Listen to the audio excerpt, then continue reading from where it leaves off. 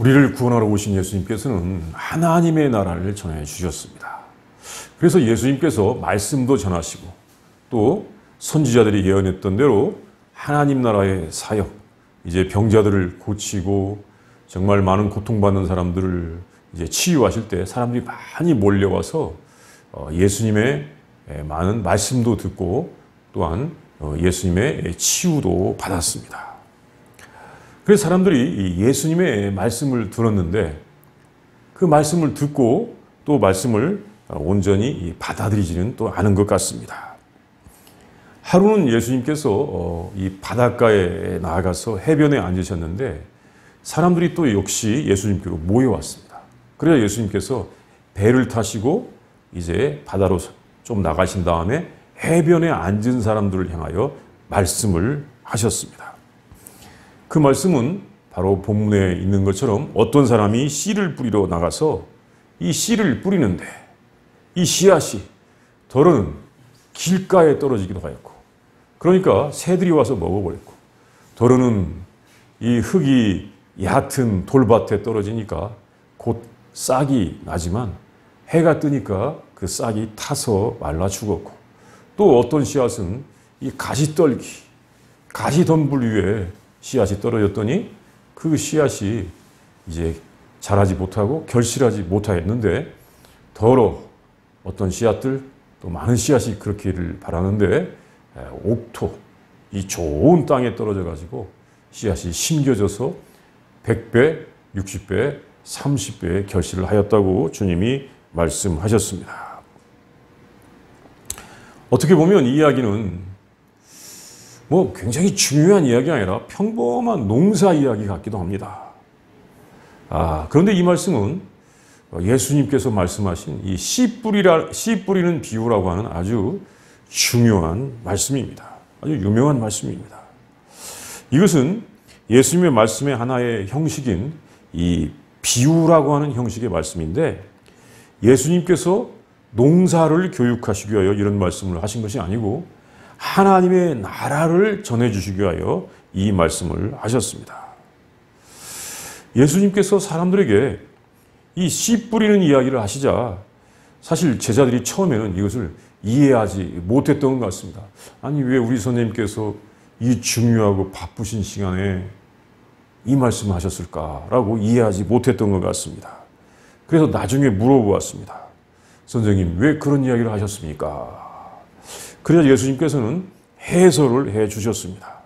그 해설의 말씀이 이제 18절에서 23절에서 볼 수가 있었습니다. 이 이야기는 사람들이 하나님의 말씀을 받아들이는 것, 듣는 것을 말하는데, 이 말씀에서 씨는 바로 하나님의 말씀이요. 또 여러 종류의 이 밭들이 벌써 4가지가 나왔는데, 이 여러 종류의 밭들은 우리 듣는 사람들의 마음의 상태를 가리키는 것입니다. 예수님의 말씀을 받아들이는 사람들의 마음의 상태가 다 같은 것이 아니고 다르다는 것입니다. 그래서 이 하나님의 나라에 관하여 하시는 이 중요한 말씀이 어떨 때는 길과 같이 굳어진 마음에 전해지기도 하고, 또 어떤 때는 돌밭과 같은 그 마음에 전해지기도 하고, 또는 가시떨기 같은 그런 마음 위에 전해지기도 하고, 더러는 좋은 마음에 전해지기도 하는 것입니다. 그런데 그 당시에는 이 씨앗을 뿌리는 방식이 오늘날의 씨앗을 뿌리는 방식하고 좀 달랐던 것 같아요. 오늘날의 사람들이 씨앗을 뿌리는 거 보면 아주 정성스럽게 하나씩 심기도 하는데, 옛날에는 왜 그랬는지 몰라도 이 바람이 불 때 가서 씨앗을 휙 던지기도 했다는 말도 있고, 또 어떤 사람은 이 나귀의 등에다가 씨앗 자루를 얹어가지고 그 밑에다가 이 구멍을 낸 다음에 나귀를 타고 가면서 씨앗을 뿌렸다고 하기도 합니다. 어떻게 생각하면 이 미국에서 내가 실제 보지는 못했지만 이 헬리콥터나 비행기를 타고 가면서 씨앗을 뿌렸다고 하는 그런 그 그림도 있는 걸 보았는데, 혹시 그렇게 뿌린 거 아닌가 하는 생각이 들기도 합니다. 그런데 사람들이 그렇게 씨앗을 뿌렸던 것입니다. 그래서 이 씨앗이 도로는 참 좋은 땅, 결실할 수 있는 좋은 땅에 뿌려지기도 하고 또 그렇지 않는 땅에 뿌려지기도 했던 것입니다. 이 말씀에 예수님께서 해설해 주신 것처럼 정말 이 말씀은 귀중한 진리가 담겨 있습니다. 하나님의 말씀이 전달되었어도 하나님의 말씀, 정말 생명의 말씀, 구원의 말씀 아닙니까? 그 하나님의 말씀이 전달되었어도 결실이 있는 마음이 있고 그냥 결실이 없이 그저 버려지는 황무지와 같은 그런 마음도 있는 것입니다. 하나님께서 주신 그 하나님의 말씀이 얼마나 참 소중한 것입니까? 정말 소중한 것입니다. 그런데 그 말씀을 들을 때 우리는 열매를 맺는 마음이 되어야 하는 것입니다. 예수님께서 4가지 이 밭의 모양을 말씀하셨는데 우리가 이 먼저 볼 것은 길가와 같은 마음입니다. 이 밭, 들, 이 사이에는 가로질러서 가는 지름길이 있습니다. 사람들이 다니다 보면 그 땅이 그냥 굳어집니다. 땅이 굳어져 가지고 거기서는 씨앗이 자랄 수가 없습니다. 씨앗이 아무리 뿌려져도 그곳에는 씨앗이 심겨질 수가 없습니다. 그러면 그 씨앗이 그냥 길가에 있을 때 새들이 와서 먹어버리는 것입니다. 거기서는 씨앗이 심겨지지도 않고 자라지도 않습니다. 아무리 좋은 말씀이 전해진다 할지라도 그 말씀이 받아들여지지 않고 자라지도 않는 경우가 있습니다. 참 이와 같이 하나님의 말씀이 받아들여지지 않는 또 자라지도 않는 이런 굳은 마음을 가진 사람들이 분명히 있었습니다. 이렇게 마음이 굳어지는 것, 그것은 왜 그럴까요? 우리가 참 성경에서도 마음이 굳어진 사람들을 많이 볼 수가 있습니다. 예수님 말씀을 전혀 받아들이지 않는 사람들. 이것은 가만히 보면 자기의 의가 아주 강한 사람들이 그렇습니다. 예수님의 도움을 청하러 오기는 왔지만 예수님의 말씀을 들을 때 자기의 그 의로서 판단하면서 자기의 의를 내세우기 때문에 예수님의 말씀을 받아들이지 못하는 것입니다. 유대인들의 이 서기관들과 바리새인들이 그런 모습을 보여주었습니다.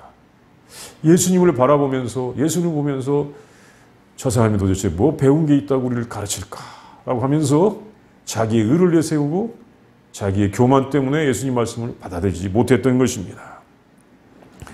또 어떤 사람들은 잘못된 경험 때문에 마음이 굳어지는 경우도 있습니다. 자기가 뭔가를 경험해 봤습니다. 그런데 이 경험을 통해서 그 사람의 이 세계관이 형성이 되었습니다. 자기가 어떤 것을 경험하고 나면 그것이 전부인 것처럼 자기의 생각이 전부라고 그렇게 말하는 경우가 있습니다. 다 그래 그러면서 그렇게 고정되는 경우가 있습니다. 또 하나는 다른 관심이죠.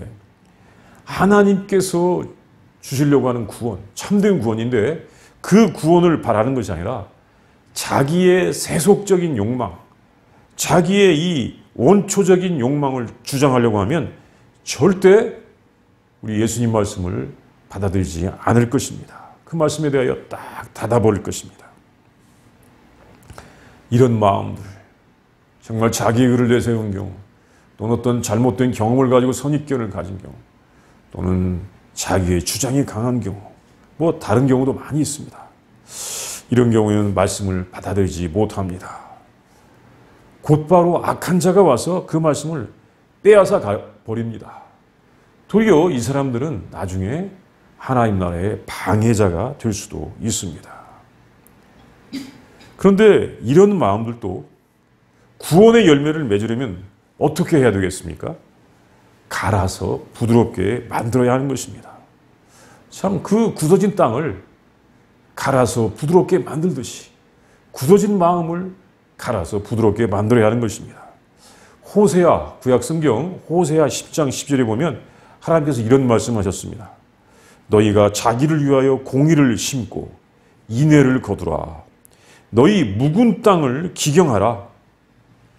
지금이 곧 여호와를 찾을 때니 마침내 여호와께서 오사 공의를 비처럼 너희에게 내리시라는 말씀을 하셨습니다. 너희가 그 땅을 갈아서 부드럽게 하라. 그래서 하나님의 말씀을 받아들이라고 말씀하셨습니다.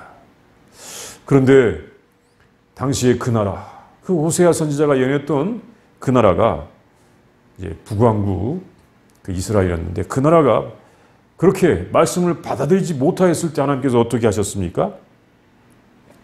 자신이 자기의 땅을, 자기의 마음을 갈지 못하면 그 자기의 마음을 부수신 분이 있습니다. 누가 부숩니까? 하나님이십니다.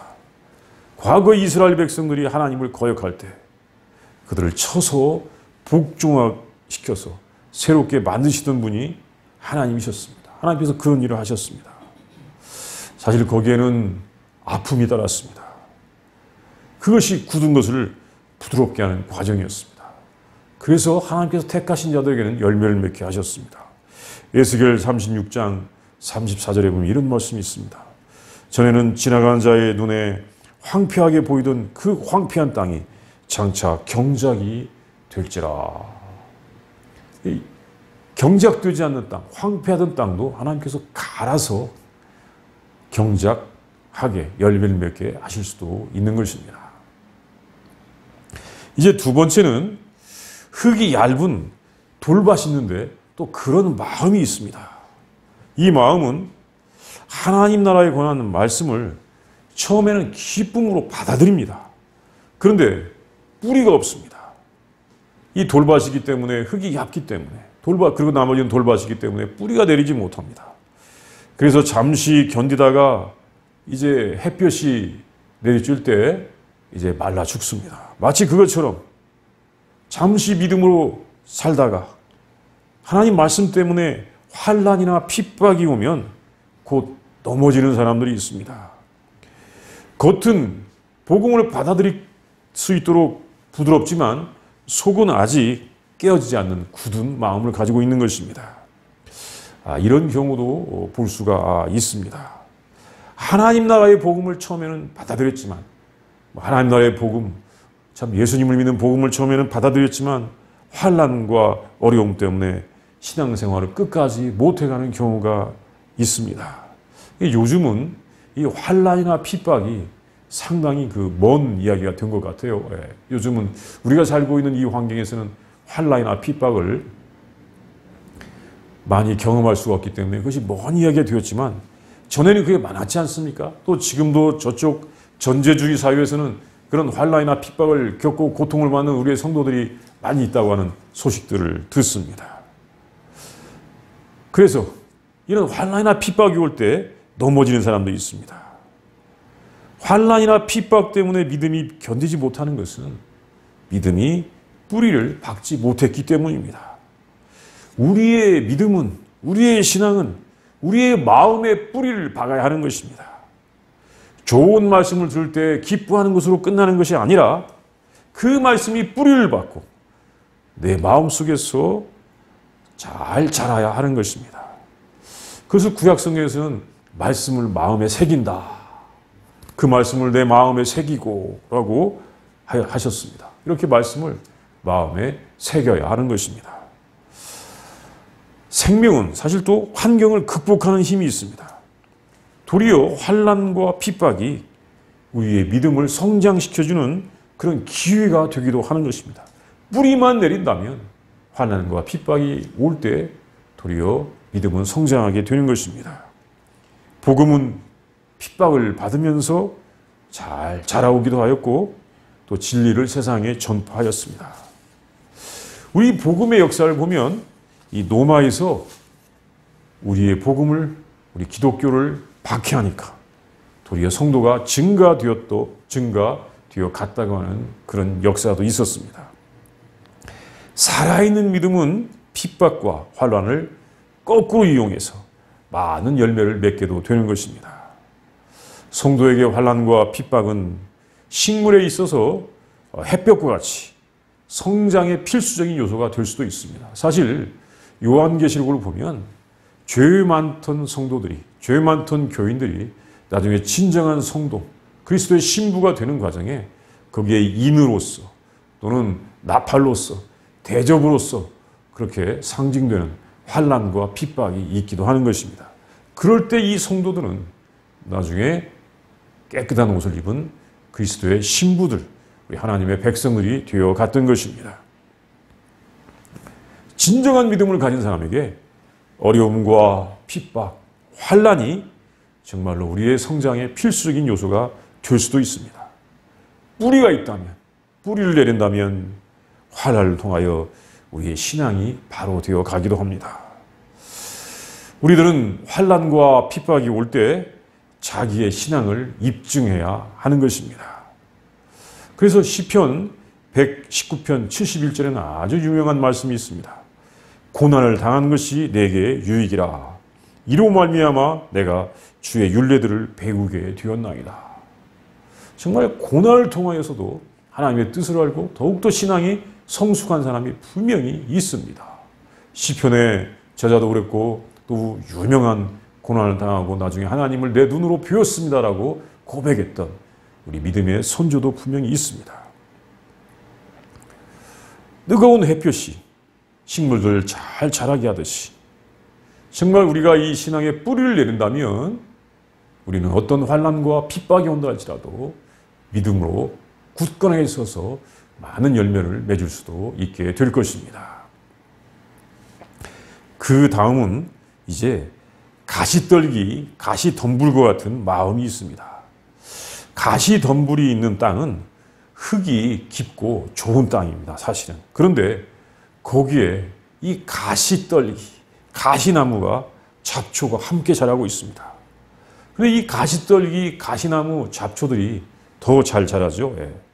그래서 땅의 영양분도 다 뺏어가고 또 새싹이 날지라도 가시에 찔려서 제대로 자라지 못하고 열매를 맺지 못하는 경우가 있는 것입니다. 예수님께서 말씀하시기를 이와 같은 것은 하나님의 말씀을 들었지만 세상의 염려와 재물의 유혹에 말씀이 막혀서 결실하지 못한다고 했습니다. 이 싹이 나서 자라려고 하는데 세상의 염려 또 재물의 유혹 이것 때문에 말씀이 자라지 못하는 경우가 있는 것입니다. 정말 우리들이 하나님의 말씀을 듣고 하나님의 다스림을 받는 데 있어서 이 염려와 근심, 재물의 유혹이 큰 문제입니다. 사실 이것들은 염려와 근심, 재물의 미혹은 우리가 하나님 말씀을 잘 들으면 다 해결되는데 또 그것 때문에 우리의 믿음이 자라지 못하는 그런 안타까운 역설이 있는 것입니다. 이 땅에는 많은 사람들이 걱정과 염려를 하고 있습니다. 세상에 염려가 정말로 많습니다. 이 보도자료를 보니까 많은 미국 사람들이 염려를 줄여주는 약을 먹고 있다고 합니다. 이 염려를 줄여주는 약, 이걸 많이 먹고 있다고 해요. 정말 생각보다 많은 사람들이 먹고 있다고 합니다. 그리고 또 전에 이 뉴욕타임스의 기사를 봤을 때 한국인에 대하여 평가하기를 한국인들은 과중한 업무, 스트레스, 이 불안 이런 것 때문에 신경쇠약에 걸리기 직전이지만 한국의 문화 때문에 이 체면을 차리는 문화 같습니다. 이 문화 때문에 치료를 거부하고 있다고 하는 기사를 본 적이 있습니다. 그러니까 한국 사람들도 과중한 업무, 스트레스, 염려 이런 걸로 많이 사실 억눌려 있습니다. 많은 사람들이 너무나 억눌려 있어서 요즘 젊은이들이 결혼하고도 참 아이를 낳지 못하겠다고 하는 그런 걱정도 많이 있습니다. 이것이 현대사회의 모습입니다. 세상의 염려와 근심, 걱정 때문에 우리의 신앙이 바로 설 수가 없습니다. 물론 우리가 그동안 살아왔던 것들이 하나님의 뜻을 거역하고 너무나 자원을 낭비하고 너무나 이 지구를 파괴했기 때문에 정말 고통스러운 대가를 받고 있습니다. 열심히 일만 하면 된다고 하였는데 그 열심이란 대가가 이산화탄소를 많이 배출하는 그런 잘못된 결과를 낳고 있어서 기후의 위기가 우리에게 다가오고 있습니다. 사실 그런데 또 한편에 이런 말도 들리죠.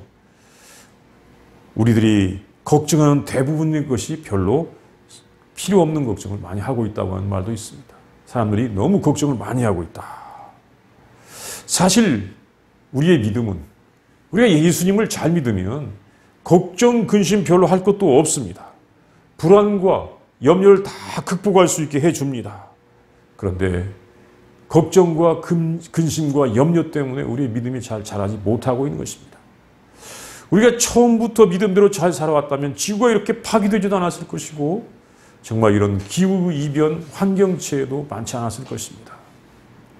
근데 사람들의 탐욕도 있었고 걱정과 근심과 염려 때문에 세상은 더 많은 염려를 하기도 하지만 정말 믿음으로 돌아간다면 우리의 걱정, 근심, 염려는 적어지게 되고 없어지게 될 것입니다. 또 주님께서 말씀하신 믿음이 열매를 맺지 못하게 하는 또 하나의 이유는 재물의 유혹입니다. 이 재물의 유혹 때문에 하나님 말씀이 막혀서 자라지 못하고 있다고 하셨습니다. 사실 예나 지금이나 이 유혹 가운데서 가장 큰 유혹은 재물의 유혹입니다. 탐욕입니다. 재물을 많이 갖고 싶은 것, 이것이 어떻게 보면 재물을 많이 가진 것이 권력이기 때문에 그런 것 같은데 참 이것이 큰 유혹입니다. 우리의 믿음과 이 돈을 버는 것이 서로 대립할 때는 우리의 믿음에 많은 어려움이 옵니다. 믿음을 택할래요? 돈을 택할래요? 하면 어떤 사람들 가운데 저는 믿음을 택할래요 하면서도 돈을 택하여 가는 사람들이 더 많은 것 같습니다. 우리가 이 재물의 유혹을 이기는 것이 정말로 중요한 것입니다. 이제 마지막으로 이 좋은 땅과 같은 마음이 있습니다. 좋은 땅은 부드럽습니다. 또 흙이 깊어서 깊이 씨앗을 잘 받아들입니다. 이런 마음은 착하고 좋은 마음, 깨끗하고 부드러운 마음을 말합니다. 이것은 예수님께서 말씀하신 것처럼 좋은 땅에 있다는 것은 착하고 좋은 마음으로 말씀을 듣고 지키어 인내로 결실하는 그런 마음을 가진 사람입니다. 하나님 말씀을 온 마음을 다하여 받아들이고 또 믿고 또 그 말씀으로 살아갑니다. 어려움이 올 때도 인내를 통하여 극복하고 하나님 말씀으로 열매를 맺고자 노력합니다. 하나님 말씀을 믿고 순종하는 사람입니다. 성경에서 그런 모범을 볼 수가 있는 것 같습니다. 마태복음 8장에 보면 한 백부장이 나오는데 그 백부장이 주님에게 이런 아주 굉장한 이야기를 했습니다. 가라면 가고 오라면 오겠습니다. 다만 말씀으로만 하옵소서. 주님의 말씀을 전적으로 순종하겠습니다. 말씀으로만 하옵소서. 대단한 믿음 아닙니까? 이런 믿음입니다. 그리고 이 구약 성경에서는 많은 믿음의 조상들이 있는데 특별히 이삭을 찾아볼 수가 있을 것 같습니다. 왜냐하면 이삭은 구약 성경 창세기 26장 12절에 보면 그해 농사를 지어 100배의 결실을 하였다라고 하는 그런 말이 나오는데 이 100배의 결실과 잘 어울리고 있습니다. 이삭 얼마나 온유한 사람입니까? 이삭 얼마나 또한 순종하는 사람, 착한 사람입니까? 자기 아버지가 야 네가 재물이다라고 말씀하실 때에도 거기에 순종하여 올라왔고 이삭은 정말로 온유한 모습을 창세기에서 많이 보여주었습니다. 물론 이삭 말고도 히브리서 11장에 보면 많은 믿음의 선조들이 정말로 이렇게 살았을 것입니다. 그러면서 하나님의 나라의 열매를 맺었고 우리에게 신앙을 전해 주었습니다. 정말 그분들은 훌륭한 구원의 열매를 맺었습니다. 이와 같이 구원의 열매를 우리가 맺기 위해서는 무엇보다도 먼저 이 성품이 변화되는 것이 중요합니다. 우리가 이 구원의 열매를 맺는 삶, 하나님의 다스림을 받는 삶을 살도록 좋은 열매를 맺도록 하기 위해서는 좋은 나무가 되어야 되는데 그 나무가 되기 위해서는 좋은 성품을 갖는 것이라는 것입니다. 그러면 왜 예수님께서 이렇게 씨 뿌리는 비유를 말씀하셨을까요? 그것은 특별히 하나님의 나라가 이미 시작되었다는 것을 우리에게 말씀하시기 위함입니다. 하나님의 나라는 저 멀리 이제 와야 되는 것이 아니고 이미 시작되었다. 현재 우리와 함께 있다는 것을 말씀하시는 것입니다. 물론 하나님 나라가 우리의 믿음을 통하여 완성된 것은 아닙니다. 그러나 예수님과 함께 하나님 나라는 이미 시작되었고 우리는 그 하나님 나라에서 살아가면서 이제 주님께서 다시 오실 때 우리가 그 나라에서 영원토록 살게 된다는 것을 주님께서 말씀하시기 위하여 이것을 우리에게 전해 준 것입니다. 사실 우리가 예수님의 말씀을 받아들이면 벌써 하나님 나라가 시작이 되는 것입니다. 사람들은 에덴 동산에서는 그 천국을 버려버렸지만 이제 우리는 예수님과 함께 새 하늘과 새 땅을 시작하는 것입니다. 그 천국은 이제로부터 영원까지 이어지게 되는 것입니다. 오래전에 지상에서 영원으로 가는 그런 영화가 있었습니다. 그 영화 내용이 기억은 나지 않는데 제목은 기억이 납니다. 지상에서 천국으로. 예수님께서 우리들에게 주시는 하나님 나라가 바로 그렇게 나타난 것입니다. 이 지상에서 시작되어서 천국에서 영원히 완성되는 것입니다. 그래서 우리는 거기서 정말 구원의 삶, 주님과 함께하는 영원한 삶을 누리게 될 것입니다. 이런 은혜가 우리 모두에게 다 있기를 바랍니다. 우리 다 함께 이 시간 기도합니다. 먼저 묵상합니다. 우리 주님께서 씨앗을 뿌리십니다. 하나님 나라의 복음을 뿌리십니다. 내 마음에도 그 씨앗이 옵니다. 하나님 말씀이 옵니다. 내 마음밭이 정말로 굳어진 마음인지 또는 내 마음이 가시덤불, 가시떨기 같은 마음인지 아니면 흙이 얇은 돌밭인지 아니면 내 마음이 옥토가 되어서 하나님 말씀이 정말 잘 자라나서 열매를 맺는 마음인지 우리가 한번 묵상해 보도록 하겠습니다.